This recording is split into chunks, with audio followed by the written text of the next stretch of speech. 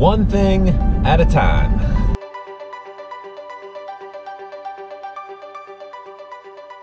Hey everyone, welcome back to the show. And today's video is one thing at a time because I am just getting overwhelmed a little bit, you know, with everything that I have going on in my life and business. And I've just had to tell myself, you can only do one thing at a time. And I was like, dude, this is a topic for a video. You know what I mean? But before we get into the video, some people have been asking, and I really appreciate it. My brother, they don't know what happened to him. His liver basically stopped functioning for 3 days, so they did his liver functions for him in the hospital. It started functioning on its own, and they let him go. We don't know what happened, but he is getting better. He's not 100%, but he's out on his own and definitely getting better every day. So I really appreciate everyone's thoughts. And just really thankful nothing happened for my parents' sake. That would have been devastating to them. But getting back into the video, one thing at a time. Like, multitasking is not a thing. Like, you literally, your brain, a human brain, cannot do more than one thing at a time. So multitasking is not a thing. You're really just shooting yourself in the foot even attempting to do this. So like, I have so much I want to do for Lawn Crack is what I just want to focus on, right? But Loyal Green, my lawn care company, has been paying my bills for several years, and now that I took on my partners, I got that additional responsibility to make sure this transition goes smoothly. So it's a good deal for them, it's a good deal for me. It's gonna be great, but there's a lot I need to do.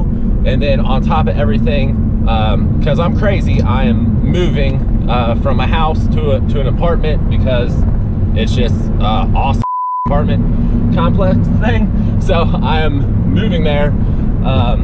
April 2nd is my move-in date. So on top of everything else, I have all this going on. But I make like a list of things to do every single day. I'm not big on like calendars and whatever. I need to do something. Maybe Evernote is what I'm going to look at to see if that can replace like my paper system. But in the morning, I write down what I have to do that day, and then I kind of prioritize it because there's definitely, like, I'll have a list of stuff and I'll be like, oh man, like I could do all these little easy things, you know, but it's like the 80-20 principle. I could do all these little piddly dinky things and it doesn't matter. It doesn't matter. There's like 2 or 3 things on my list that if they get done today, I'm gonna move closer to reaching my goals, improving my business, all this kind of stuff. So it's about to be springtime. I know everyone has a lot going on as you're trying to, you know, sign people back up. You're trying to do a little marketing. You're making sure all your equipment's good to go, blah, blah, blah. You may be hiring, all this kind of stuff.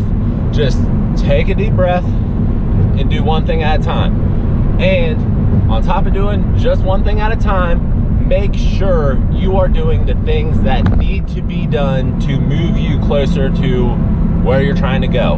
Because there's all kinds of little things that would make you feel like you're being productive and getting things done, but they really don't matter. So try to delegate those things, or take a good hard look at them and be like, do they honestly not matter at all? And X them out and get them off your list. Don't worry about them ever again. So I just thoughts that's running through my head. And I know I have a couple times in the past couple days, I've just been like, my head's spinning, I can't think. I'm just like, this is too much. But just take a deep breath, take a step back, look at what you got to do, and figure out what is most important. Another thing that fits in here is a lot of times if you do that most important thing that you don't want to do, that really needs to get done, sometimes it trickles down and takes care of the little things, and then they're done, and you didn't even have to do anything directly for that thing. And you know, the bigger thing had a trickle down effect and fixed it.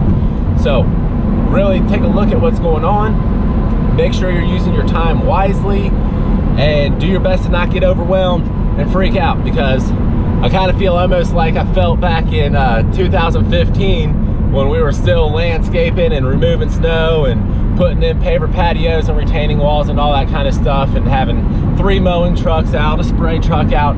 It was absolute mayhem.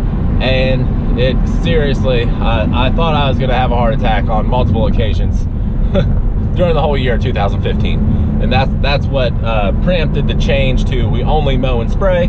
And that simplification of my business has improved my life so greatly, improved my profit margin and what I'm able to pay myself in my business and all that kind of stuff. So that's the only reason I really recommend you guys, you know, focus your services, because it seriously was a night and day difference between the hours I was working and the money I was making. And I think it's super important, and I'm trying to get that, you know, through your head. And it's the same thing like Jonathan Potoshnik, the lawn care millionaire. He's on board with this. Just do what you're good at, or do what your employees are really good at, and don't worry about all the other stuff. It's eating into your time that you could be doing the thing that, you know, you could scale out and really make a lot of money. But if you're, you know, mowing and I gotta go mulch today, or I gotta go mow a couple lawns and then mulch, it's not a way to scale and grow a profitable business. I understand that there's dollars on the table, you want to grab them, but in the long scheme of things, the opportunity cost to do all this little miscellaneous stuff is not worth it. So stay focused, stay busy, keep making money, and I will catch you on another video. See ya.